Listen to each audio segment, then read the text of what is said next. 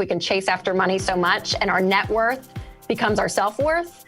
But if that number from the bank disappears, who are you the next day? People who say, I don't have any money, and whatever, scarcity consciousness, they're scared, they're fearful, that self-prophecy recycles.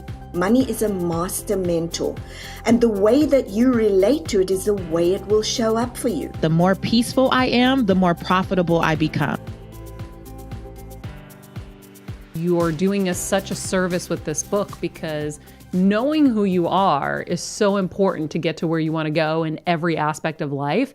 But I've never heard anybody really talk about it in the financial kind of way. So it was great. And then we all took the quiz here to know our money personality. And I think maybe we probably start with that because let's just get right to it. So Jeff has all of our results. He knows what we've all, tested out to be. And the game is on. So Kevin, are you here with us? I am here. Oh, Kevin is so Kevin depressed. is nervous. I can't wait. All right, Rachel, I will start with our queen, of course, Maria Menounos. She was diagnosed with a strong safety-focused mindset, a strong scarcity mentality, and she's billed as an extreme saver. And as you get to know a bit of both how Kevin and Maria grew up, I think it'll be a very interesting way to see how their classroom factors into their current money spending. But let me just keep going. I'll just give you all of Hold us. on In one fact, second. So I like what you just said, Jeff, because so the whole point of this, first of all, we'll have our fun shaming each other for our different things. But the whole point of this is we want to know who we are, why we became who we are, so that we can figure out using the strengths and the weaknesses and accordingly. So the money classroom is, I think, super interesting. So there are 4 money classrooms that you talk about. And it really is based on kind of what we grew up with, right? That's right. Yeah. So your home growing up, you could say, was your classroom in every aspect of life. That's where you learned your lessons. And then you went out into adulthood and you decided, okay, these are lessons that I want to take with me. Here are some lessons I wish I could unlearn from my family. But you take those lessons with you. And depending on your money tendencies and your personality is how those lessons really affected you. But your childhood growing up, was that classroom. And it was a huge part of your money story today. Okay. So Jeff, I'm an extreme saver, which I learned from my dad. And so now, Jeff, continue. Again, the safety-focused minds. I'm going to move on to Kevin. Okay, so this is, of course, our listeners know, but if you're new to the show, this is Maria's husband. You guys, and business partner. And I think you guys have diametrically opposed philosophies with money. So I'm reading Kevin's results now. He is an extreme spender. So you're both on the extreme side. He also has a moderate scarcity mindset, which is interesting. So you kind of share that. And also a strong safety-focused mindset. So you share some things, but you completely diverge in your philosophy towards saving or spending. I like to think that we complement each other, Rachel. And I like to think that he's more moderate scarcity because he grew up poor and then went to the rich town. He grew up in Medford and then went to Winchester. I just grew up poor and we kind of stayed there. So I never got to moderate. You know what I mean? We're always scared for money. And we didn't. Just extreme. Yeah. So go ahead, Jeff. Well, no, I love it because I'm like, okay, neither one's right or wrong, right? So the spender or the saver, it's not right or wrong. Now, if you do go to the extremes constantly, that can get a little unhealthy. You do want a little bit of moderation, if you will. But I lean way more on the spender side. My husband leans way more on the saver side. So you go down the list and usually opposites attract. So that's good that some of your foundational principles, though, right, is similar. So I'm sure you see eye to eye maybe on more things with money than other couples. Not necessarily, but I think I can break it down to water. Okay, this is how I explain Kevin and I's relationship financially when it comes to water. I am like, water's free at home. He will go to 7-Eleven and buy the big, huge water bottles. He'll buy 3 of them. And I'm like, you're not going to drink 3 of them. It's going to end up in the car. Now we've wasted money. By the way, you would think I have nothing, no money. Like I'm a sick human being. Okay, except he drinks all 3 of them. And then Maria somehow wakes up like, wait, how are you 54 years old and how did you pull off a 1.5 year renovation for, what, 3% of the budget of your high-end Hollywood contractor in a matter of 3.5 months, 7 days a week, 16 hours a day, doing physical labor in the worst heat. How did that happen? Because he had the 3 bottles of water. Yeah, maybe because I drink. He was hydrated. He right? was hydrated. No, That's all but that mattered. I do whatever it takes to keep my body going, and that I do in lieu of the, I don't know, hydrocolonics, let's say, that all the LA people get and all the money they spend on their stuff. You know, I go the regular guy approach. But here's the thing. H2O. I'm basically, Rachel, painting you the picture of the extremes. And Yes, what's yes. good is I would still have every penny I'd ever earned in the bank. But because of him, I've invested in my career, which actually is much smarter in the long run. Yes. But I would have been terrified because of the way I grew up. So we'll continue with the diagnoses of Yes, okay, Jeff so, and Kelsey. And then you can share with us what you see and then how you would guide us to the next level. So I'll start with my fabulous co-producer and partner in crime, Kelsey. Kelsey, I'll actually throw to you because you have your results in there. Yes, I do. So, Rachel, I started to briefly tell this to you guys, and then we were going to save it for air because I know Maria is going to say, you're kidding. But here we go. I got extreme saver, moderate scarcity mindset, and strong safety focused mindset. So why Maria is going to disagree is because I am a consumer. She's a huge consumer, I- Rachel. I have to be the one to tell the truth here. I'm just kidding. I lived with her for months, so I know Well, this girl loves to shop. And I do. I'm a consumer. I'm definitely a consumer, but I also was the kid who I worked since I was in 7th grade, and I always had a little piggy bank stuffed in hiding in my closet that I would put all of my cash in there. Which Always. is scarcity mindset for sure. Yep. Yes, that's fascinating. No one in my family knew about it. My mom claimed she did. She didn't. She definitely did it. And I always have a hard time, like if I would get a wad or whatever, I couldn't spend it on anything. I was like, no, I need to save it. And I have a savings that I always put money into every month. Which is super impressive. I feel like she's a really healthy balance, probably. I was going to say on the spender saver scale, yes, that's ideal right there, right? I'm a natural saver, but I've learned how to spend some money, how to enjoy life a little bit, but I'm not extreme. Whereas a spender for me, I can go too extreme and I could just be going. I mean, like I'm like, yeah, just cash out the 401k. We'll figure something out, right? I mean, not really, but that would be my bent, which would be unhealthy. So my moderate is to say, no, I love to spend money. I have an easy time spending money. I don't have guilt or shame over it. I have a budget. I know what to spend. I'm good. But I've had to learn to save, and I do save. I save first before I spend. I mean, I've had to put things in place in my life. So again, it's the same idea that those extremes can get unhealthy, but that moderation is key. Sounds like you got it. Your dad too. would disown you if you weren't a saver in some respect. You couldn't be a Ramsey. Yeah, that's probably true. Well, because saving offers a level of peace, right? And like a level of freedom that you're like, yeah, I have options when I actually have money in the bank versus when you are living paycheck to paycheck. So for me though, I would rather outwork my spending habits than to save for things. Does that make sense? Like I would rather like, oh no, I'll just work a little extra. I'll do a little bit more so that I can do things, but which is more of a status side. So one of the spectrums was status versus safety. And a lot of you guys were safety, which is interesting. My husband's on that, where I'm a little bit more on the status side, which sounds bad. It's not bad, but I work to spend. Like I work to go buy a great car, or I work to go on a nice vacation, where my husband's like, no, we work to have money in the bank just in case something happens. Yeah. Like, and again, in moderation, neither one of these are extremes, but that's kind of my mindset. So I would rather work to spend than work to save, if that makes sense. Yeah, for sure. Jeff, Really you're the interesting. final. Well, speaking of unhealthy extremes, I am an extreme saver. Let me just tell you, Rachel, as I was like raising the ranks as a producer in Hollywood, I was still sleeping on a deflating air mattress in a shared room.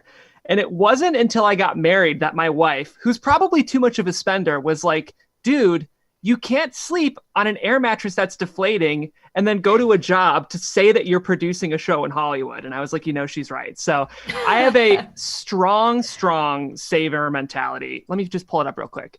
Yeah, I'm an extreme saver with a scarcity mentality and a strong safety focused mindset. Jeff, tell everyone Y'all where are they can also take similar. this test. Yes, and we're going to link it in the description. You can take this test below in the YouTube video or the podcast, but it's also on Rachel's website. Yeah. Perfect. So Rachel, now you have all of our diagnoses. you know our money personalities. It seems like me, Jeff, and Kelsey are all on the same page. And then we've got our rebel, Kevin. Well, you got, and it's so funny because working on your shit, like what you're doing, I think would lend to exactly how your results were. Like that feels very predictable, if you will. And so again, it's this level of being wise. So moderation in everything in life, I feel like I've learned over the scope of my years here on earth, is healthy, right? Like if you go extreme on anything, you just kind of get stuck in this black and white mentality. Like having a little bit of that moderation to say, okay, there is a balance. There is a balance. We're not going to go spend everything we make. And I made the joke about cashing out the 401k. Like we're not going to do that. That's stupid. You're not going to do that. But you're also not going to be a hoarder and hold money so tightly that number one, you're not living life. And then number two, there's a level of unhealthy emotion with money that it becomes too much of a safety net. And I felt this. I'd be curious if you relate to this at all, because like for me on paper, my husband Winston and I, we've been married 11 years and we've been doing this stuff for 11 years. So we're in a place financially on paper that we're great. Like we're fine. Again, we've been doing it for 11 years and that's where we are. But even during the pandemic, like July, August, September, there were multiple nights I would go to bed. I'm like, are we going to be okay? Like, is stuff going to just hit the fan in this world? And like, what's going to happen? Like there were those days that early on, especially that we had no clue what was going to happen. And I found myself, I was like, wow, I'm allowing money to be that safety net. And that safety net was never really shaken for me until this pandemic. And it was more emotional, again, not as tactical, but man, I felt it shake for the first time. So then I think there is a level where it can be unhealthy, where you put too much of your safety and security money. Because what if it all goes away? Like, what if that happens? Who are you? You know, your identity and where you're grounded in life and your character is extremely important in this process. And I feel like we can chase after money so much and our net worth becomes our self-worth. But if that number from the bank disappears, who are you the next day? And I think those are questions we have to ask ourselves if you do lean on that safety mentality, which I realize I probably do more. So as you said that, I thought of the person who did wake up and has nothing, a restaurant owner or, you know, a waitress. And I have the chills all the way down my body just thinking of what that feels like. So when you say you need to know who you are for that moment, how does that help that person and how do you guide them in that moment? Yeah, I think there's a level of stability in life that you have to put your value and principles around. And whether that's a spiritual walk, whether that's family, whatever that is, it's like almost things money can't buy. And there's a level of putting investment of your time and your energy into those things in life that is really important, because like all this material stuff we have is great. And I always say, I think I said it on your last podcast probably, that it's okay to have nice stuff. Just don't let your nice stuff have you. And I think in America, our stuff just owns us. Like our value and who we are is defined by our cars, by our houses, by if our inflatable mattress has a hole or not. Like, you know what I mean? Like, man, it just defines who we are. And that's scary when all of your identity is wrapped into that stuff. And so I think you just have to check yourself. And again, I like to see what are things money can't buy, because that's the stuff that's going to outlast. So, okay, this new book is about abundance. One of Kelsey's first questions, you had a question when we were in the office today. Oh, yeah. What was your question, Kelsey? I feel like Deepak, so many people, it's like, okay, I don't have money. I want money. How do I get money? So I said it in a funny way. I said, how do we get wealthier? How do we bring that abundance of wealth in? But I said it funny. So then Maria was making fun of me. But the question still pertains. You say that we come from a scarcity mindset and that's why we don't have abundance in our lives. But what about for those people who are like, I need money to live? Yeah, when it is your reality that you are having a challenge paying your bills, look at gas prices are exploding, inflation is killing our supermarket bills. When you are in that place where you don't know if you're going to be able to pay your electricity bill or be able to buy your groceries, how do you get out of that scarcity mindset and into an abundance mindset so that more can come? And how do you explain that more will come? Yeah, I mean, we can't solve this in 2 minutes, but... We have plenty of time, Deepak. Okay. But, you know, are you at cause or are you at effect? And people who say, I don't have any money, and whatever, scarcity consciousness, they're scared, they're fearful, that self-prophecy recycles. that their concern about money actually makes their anxiety about money even more. And I have done some work on research on well-being with Gallup, and it's fascinating. We look at career well-being, purpose well-being, social well-being, professional well-being, community well-being, financial well-being, emotional well-being, spiritual well-being. But the number one anxiety that people have, notwithstanding they may be in the midst of a divorce or somebody has died in the family, it doesn't matter. Number one concern is still money. So when I wrote this book, I happened to come across a lyric from Bob Marley. And he said, some people are so poor, all they have is money. And I loved that quote. And I then went and did research on happiness and joy and things like that and abundance. And you may or may not know, but social scientists have something they talk about called the happiness formula. And actually, it's an equation. H is equal to S plus C plus V. H stands for happiness, is equal to S, set point in the brain. Set point for happiness or unhappiness. And here's how it is created. It creates 50% of your experience every day of happiness comes from your set point in the brain. Mind, brain, same thing. So if you were growing up in the first 3, 4, 5 years of your life in an environment with your parents, where your parents were always complaining, condemning, criticizing, playing the victim, then you end up being unhappy. That's unhappy set point. If, on the other hand, your parents, and this is very interesting, were always finding opportunities in the midst of adversity, like pandemic created lots of opportunities for Zoom, for vaccines, you name it. I can name you 25 things that were discovered during the pandemic and how people made money out of it.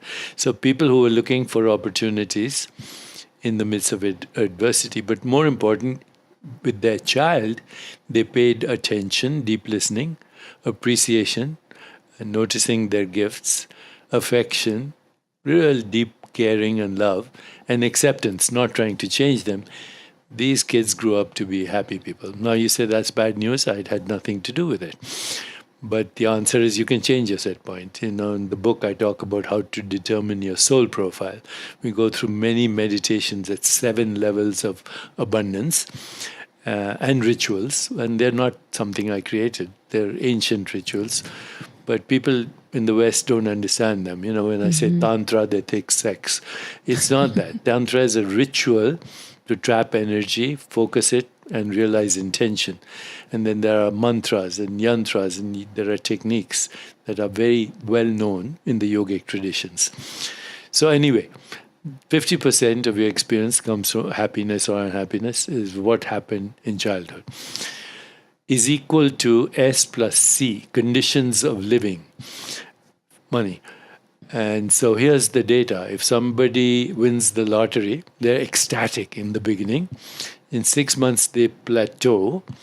In 1 year, they're back to their set point. And 2 years, they're more miserable because now they're worried about parking their money in the Bahamas, or worried about taxes, or all kinds of things. Most of them have lost it by then. Yeah?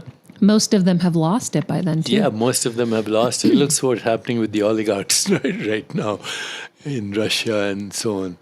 So money is about 10% of you need money. Certainly, it's a very important thing. But if it's the only thing, if you earned a lot of money and never lost it, did everything, you don't have joy, what's the point? The third part of the happiness formula is the choices we make every day. V, voluntary choices. People make 2 kinds of choices. One is for personal pleasure. Buy a new phone, or if you're very wealthy, a new yacht, or a Boeing jet, or whatever. Do those choices make you happy? Yeah, but only for a while. Then you have to redo the shopping or whatever.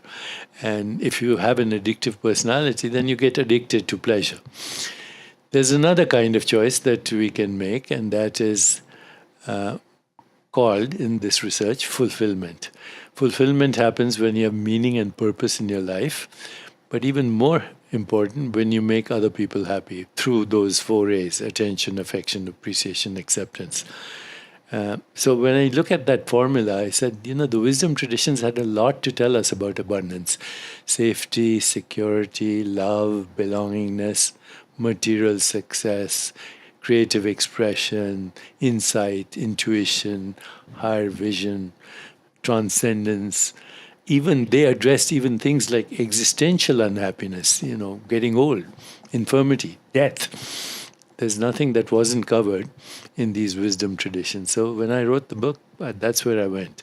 And in my tradition, by the way, which is Vedanta and yoga, 4 goals of life. Dharma, finding your life purpose, following your bliss, number 1. Artha, which means money. So you don't have to apologize for making money and being spiritual at the same time. It's actually said by the spiritual tradition I come from, you better make money. Oh, wow. But do it according to your values. So in the book, I create a questionnaire where people can look at their values by doing something called a soul profile.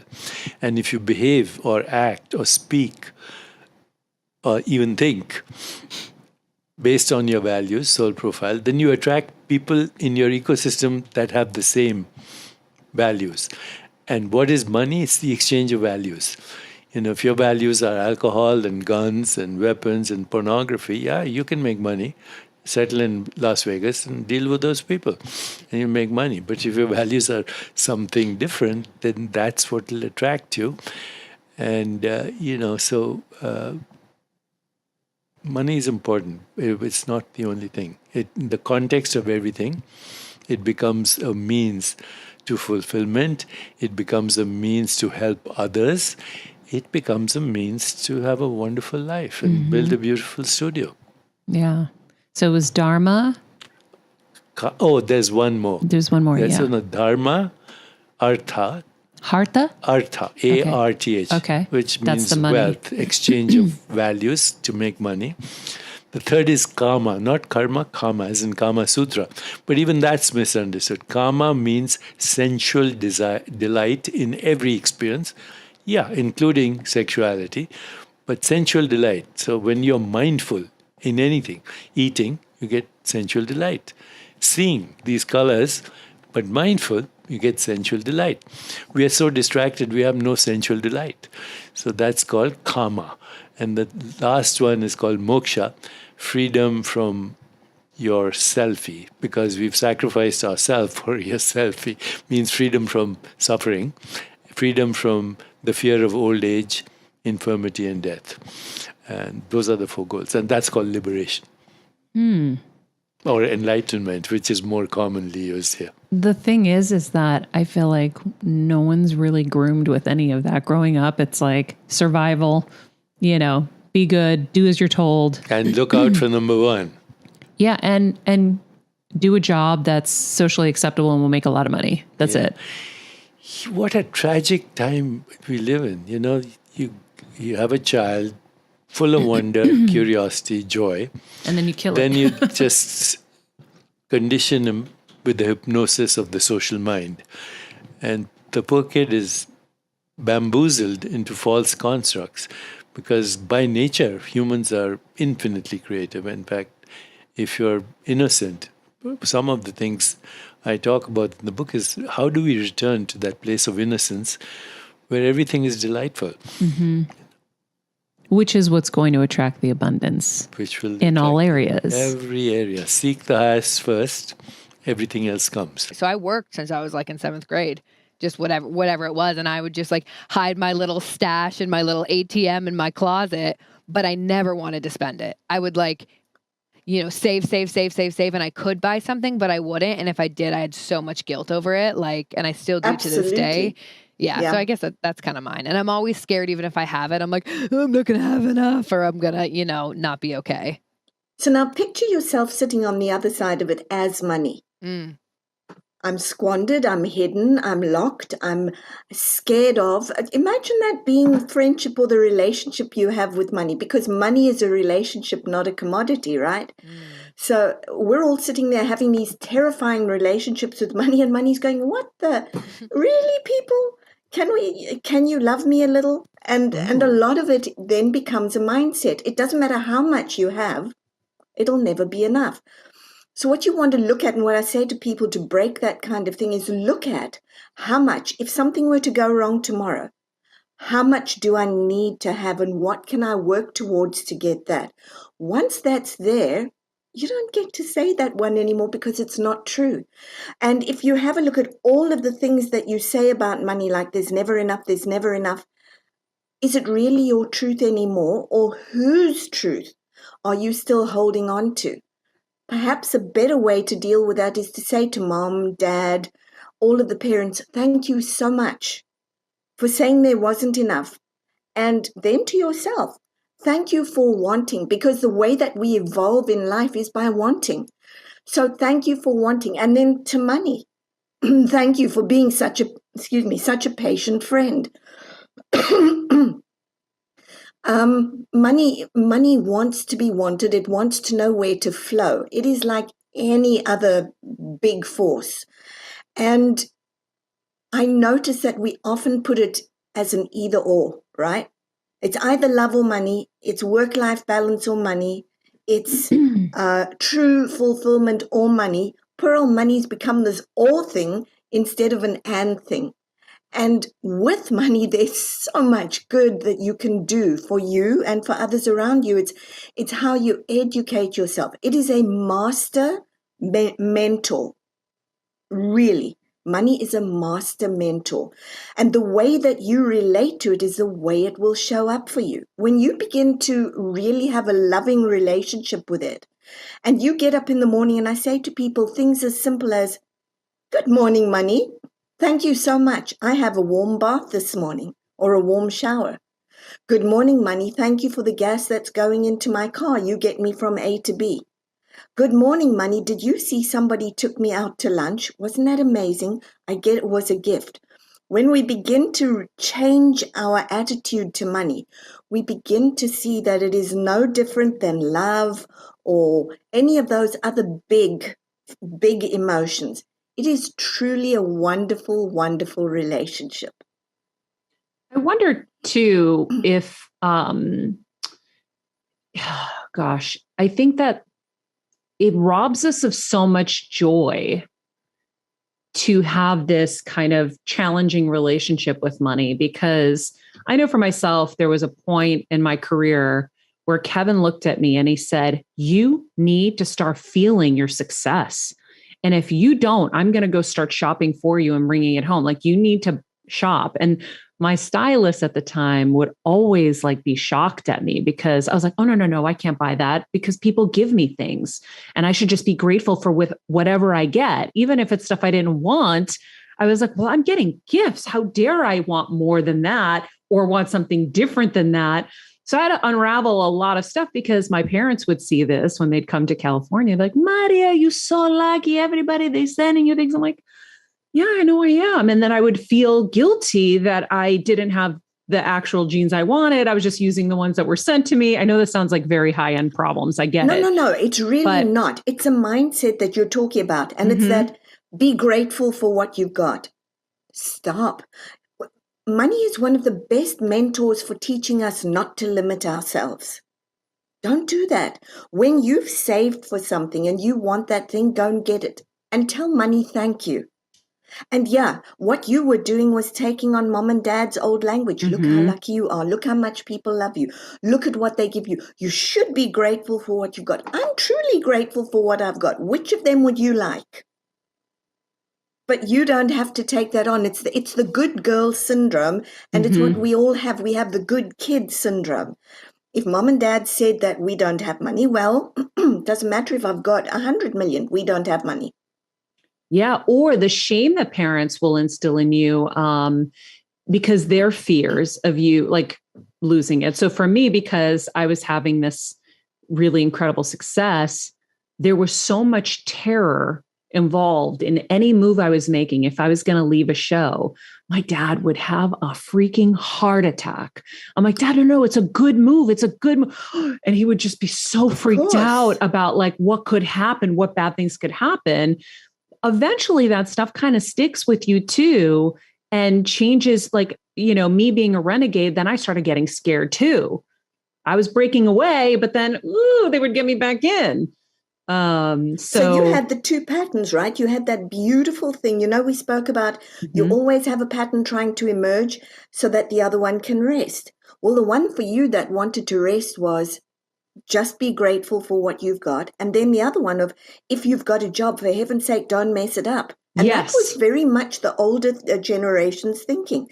You don't job hop. Are you out of your mind? These days, if you're in the workforce, and I do a lot of executive coaching, if you're not moving, they look at you and go, you're obviously not very marketable. So times have changed and we've got to be able to change and flow with it. So when we hold on to the old pattern, then we wonder why we're miserable, frustrated, limited, annoyed, stuck. It's because we're still trying to fit into the old pattern. Much easier to say to the old pattern, thank you. You got mom and dad this far. My turn to take it here. What new pattern is waiting for me? And for my kids that I'm going to have.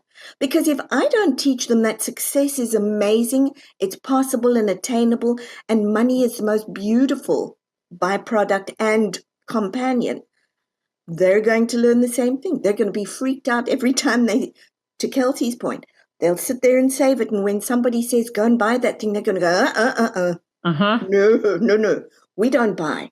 We save. Yep. Oh, no, I did the same thing. I mean, you know, and I think there's a balance too. Sometimes I didn't, but sometimes I did. But for the most part, I'd save. Because you're terrified for that rainy day, like Pooja mentioned as well. Absolutely. And you're terrified of the bottom falling out and then everyone laughing at you that you didn't handle your money well, because there's so much shame around it. So my question is, how do we successfully break out of that scarcity mindset, that fear? Because I do know logically that there have been times where I have just said, F it, recently, as I've been noticing these patterns. There was a suitcase that I wanted, and it's a lot of money. Normally I would be like, there's just no way. And I was like, you know what? F it. I'm worth it. I deserve it. I went, I bought it. And then other things started coming. And I was like, oh, this is interesting. So the energy in which you purchase something, I believe, makes a difference in how, because, you know, they say money has to flow. Like you said, it's got to, you got to spend it to get it in a weird way. I don't, how it works, you'll explain. But if you purchase with fear, then that's going to carry an energy. But if you purchase with, you know, balls, excitement, it's balls and love and appreciation. Because here's the deal. When you purchase with fear, you're going, oh, that was a mistake. I should never have done that. That was too much. Oh my goodness, let me put it away. Let me hide it. I'm not going to use that.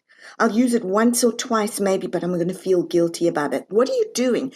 You're saying to yourself, money is not welcome here. Expressions of money are not welcome here. Flow is not welcome here. Now you're defaulting to the old family pattern, which means eventually you will say, I am so proud of being so frugal that I'm poor.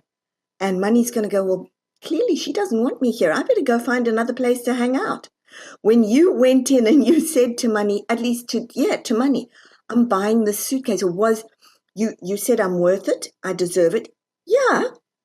Money, come be a friend with me. Let's go and get that. Look what we did together. Look what the work just did together. Thank you. Let's do more of that. Money was like, grab her while she's awake. Just get in there, people. Give her stuff so she gets the message.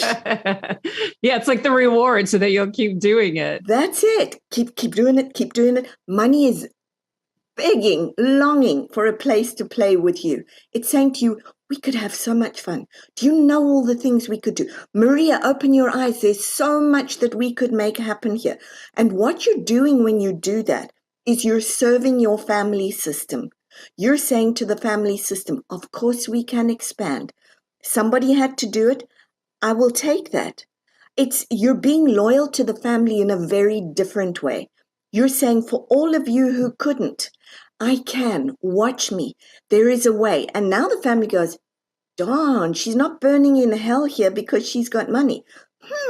That looks interesting. Perhaps we'll all start moving our mindsets that way.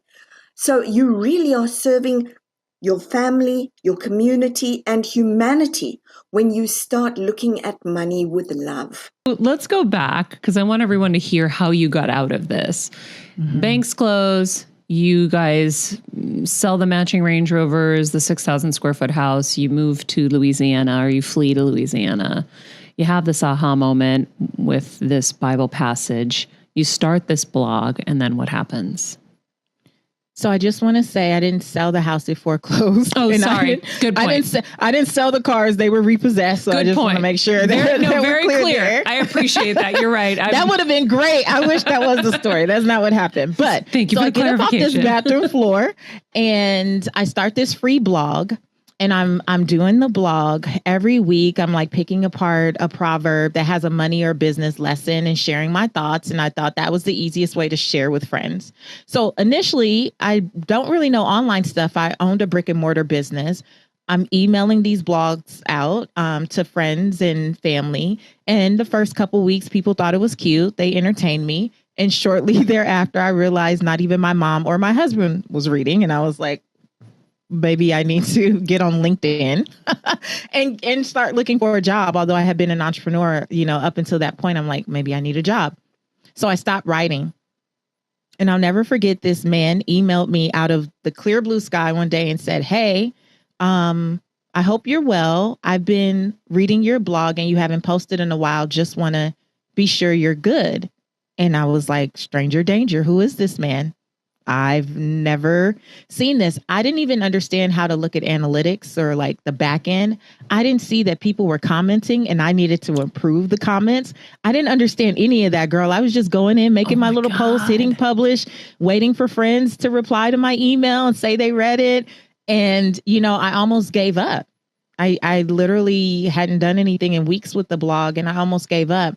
And that was the lesson for me. That was an audience of one is still an audience. If I'm only going to write for this guy, I'm going to keep writing. But then I realized through analytics that actually 40 people were reading or seeing it. And this is in 2009. And that turned into me actually pursuing writing for other websites. And then I ended up being asked to write for a few magazines like Black Enterprise. And then I needed to defend myself. There's one article I wrote for a pretty big site back then, and a local radio station picked it up and they were talking about me, not in the best way. And people were tagging me on Twitter and I didn't understand what was going on because the station was in Texas. And I called them to see if I could come on and share my perspective, like why I wrote what I wrote. And they allowed that. And then next thing you know, I was getting invited to do that more often. And by 2014, by then I had written 2 books. And that's when I started on the Steve Harvey Show. I became the money maven of the Steve Harvey Show. I did 4 years answering people's personal finance questions every year. But it was just like I call them God winks, like one thing after another. And I was just following the breadcrumbs. When I was on the bathroom floor, I was not like, oh, I want to be an author. I want to be a speaker. I want to do this. I was like, how can I share with people what I just learned? And that guy affirming that for me made me realize if it's one person, I'm going to keep down this path. It just so happens it's been millions and I'm grateful for that. But my heart has always been, if it's one person, I'm going to do it. Wow. When you started the blog, was it one of those things where it was helpful to you to be processing these money tips as well? Like, I started Better Together because I'm like, I want to go on this journey to get better in all areas of life. So I'm going to do it with you because it's a lot more fun to do it with people. So this isn't me always preaching and teaching or whatever, or bringing on amazing guests like you. It's like, we're all in this together. We're all going on this journey. So I'm gaining every single day.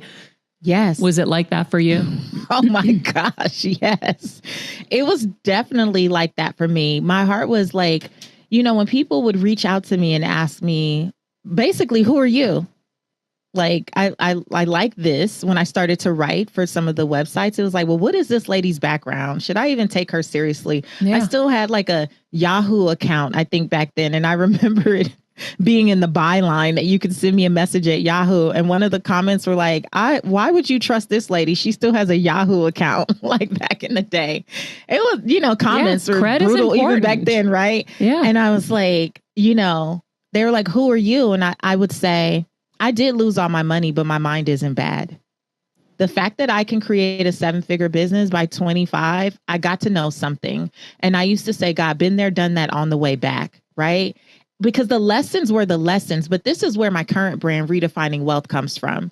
When people would ask me, well, how did you, because I eventually left New Orleans and ended up sleeping on my brother's couch in Atlanta for several months with my baby.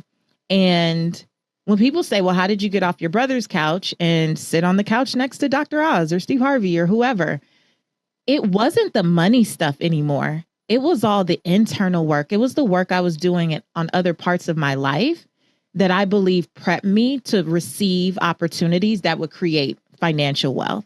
So even to this day, when I talk about wealth, what we always share is that wealth is so much more than money and material possessions.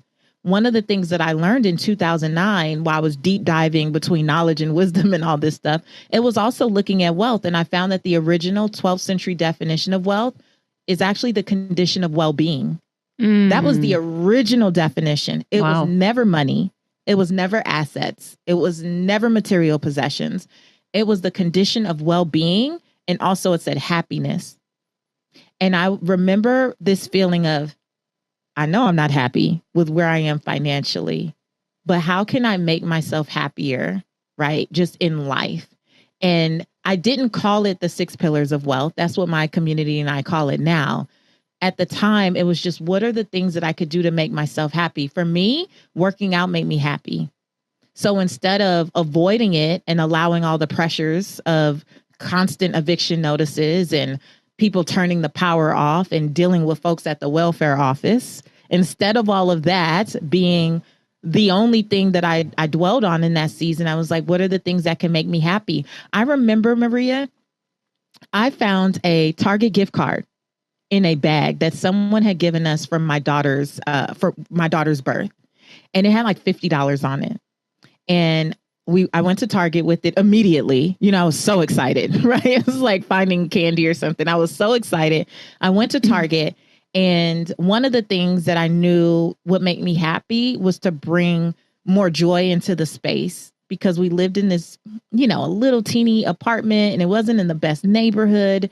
And I spent a lot of time in the bathroom because that was the only like alone space. Hence, that's where I had my come to Jesus, right? But I went and found like a shower curtain and some towels and little rug and all this stuff. It was on clearance. It was black and red, didn't match a damn thing in the house. That didn't matter. It was what was on sale. And I got all this stuff, and I could imagine people going, financially, that was not responsible. You have a kid, you should have gotten, you know, formula or any of these things. But something in me was like, you need to create a sacred space. Even in this teeny tiny space, you need to create a space that you can enjoy. And I used that $50 gift card. It probably came up to literally like $47. I was holding my breath the whole time. But I get back home and I, you know, zhuzh up the bathroom and organize things. And it brought me such peace, right? And when I look back over my story and this last decade, what has helped me rebuild my financial wealth, but really mental wealth, and just have peace again, it was all the other parts of life that I was working on that had nothing to do directly with money. It's the thing that actually led me down this path. I have, in like 2 weeks, I'll be complete with an MBA in behavioral finance and financial psychology. Wow. Congrats. But really, it was just, thank you. It was because I wanted to understand the science of what I was already doing and what I knew to be true. Right. And I was like, if there's research behind this, because right now it's all intuition. But it really proved the point that there are so many other parts of our lives that impact our finances, even when we're not thinking about it. And some of us are so consumed with money, money, money. I have to make more. I have to budget better. I have to save more. I need to learn how to invest. We're so focused on that there's all these other parts of our lives that are bankrupt. And if we don't work on those things, The money, we may get it, but we'll never sustain it.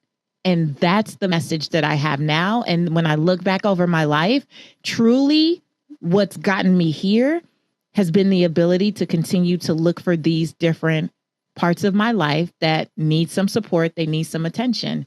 And that's where I put my effort. The money is a natural byproduct. Drop every mic around us. I see Kelsey freaking out in there. I know what you're saying is true because my husband really knows this. Money is one of those things that I'm always afraid of because I grew up poor and I watched my parents struggle and we never had money. And I am terrified to be back in that situation. So if it wasn't for Kevin, would still have the first dollar I ever made. I would probably still live in like the smallest little, I would go without just to have in the bank to feel that security and that safety. Mm-hmm. He is the one who is like, just the renegade, like, let's invest in our business. And when I had brain surgery, he was like working around the house like crazy to update and clean up and make everything look great. And I'm like, what are you doing, you psycho? I'm going to be out of work. And he's like, Maria, your sanity and your happiness is going to be more important right now than the money I'm spending to do this because you're going to be recovering. And if you're seeing things dilapidated or a mess, it's going to depress you more. Yes. Come on, Kevin. That's my kind of guy. Yes. That's God. It. Yeah. Well, and that's why I always say like God brings people into your life for reasons. It's like sometimes you need a little of them and they need a little of you, whether it's in your romantic relationship or in your friendships. But what you said there is so important because, it isn't just about how much money you have. It's like your happiness. I went for years starving myself of ever feeling any of my success. I was making so much money. I was so successful and I wouldn't buy myself anything. I was so sick, Patrice, I wouldn't buy water at the gas station because I'm like, oh, it's free when I go home. I was crazy. Okay. But it's so common. That was how I was doing it. And Kevin literally was like, Maria, you have to start buying things or you're never going to feel good and you're never going to own or feel your success. And it's been a problem that I've worked on now since, but definitely still not where I should be because it's, it's a massive childhood thing to break. Oh, yes. But this is why I tell people, right? When folks say, well, what should I start with when it comes to my finances? Examining your childhood, the verbal influences, the things that you heard, right? What you saw, any modeling and any experiences, specific experiences. Many of us are still managing our finances through the lens of a childhood trauma experience. Mm-hmm. So you're 36, but like 6-year-old version of you is still running the show. Yep. And many of us have to heal that. The first pillar at redefining wealth is fit. And we talk about becoming physically fit, yes, but mentally fit. One of mine, and it wasn't necessarily a money thing, although I had many money instances, but I will tell you that I grew up feeling like the ugly kid, the ugly duckling in the family. And I was always told, oh, you're too dark or you're too tall or your lips are too full or any number of things. And so I really never identified as being pretty. I was the achiever. So I got all my validation from getting A's, right? So as I got older and it started to become time for me to go out and build the business and those things, I would prevent myself from having conversations with people. Always a really great talker, but I was ashamed of my face. So I didn't always want to be seen, right? Which is so crazy because you're gorgeous. Thank you. It didn't matter how many certifications I could get or how many books I could read. And nowadays, how many podcasts you could listen to. Many of us are trying to overcompensate, right? Imposter syndrome for what we feel like we lack. And that's the thing that's actually stopping us from getting to the wealth that we desire. It's stopping us from building better professional relationships or submitting the proposal or asking for the raise, right? It wasn't until after 3 years of therapy at 25 years old that I could look in the mirror without cringing and without wishing that I looked like somebody else. Wow. When you look at pictures of me from my childhood, I was always tucking my lips in. I was slouching. I used to put on extra clothes so I could look a little thicker. Now I don't have that problem, girl. At 40, I don't have that problem. But back then I did, right? And I was doing all of these things. This is so important because had I not dealt with that childhood trauma, there's no way that I could be this version of Patrice that people see today. And I started to be vulnerable enough to tell that story because I would meet people and they would say, you're so confident and you've been on all these things. I look at my life today. There's no way that I could be on stages of up to 10,000 people. There's no way my face could be all in these magazines or on these book covers or the national television had I not dealt with that childhood trauma. Because our businesses and our finances, whatever it is that we're dreaming of, they're only going to grow to the extent we're willing to heal. And most people are not willing to heal and to deal with that childhood trauma. And they think it's a I need more schooling thing. You know more than enough. But whatever you dealt with in childhood is preventing you from actually following through with what you already know. Yes. Are we in therapy right now? This is amazing. I feel like I'm supposed to go through all my problems right now. But we talk about childhood traumas here a lot, and I see how it runs our ride. And I see that in my life, for example, the cycles that just kept repeating and repeating and repeating and repeating. And you're like, why me? Why does this keep happening to me? Well, it's not just happening to you. It's literally the programming that's just running the ride. And until you can get off the ride and really address it and figure it out, because my husband always was like, there's some block in there.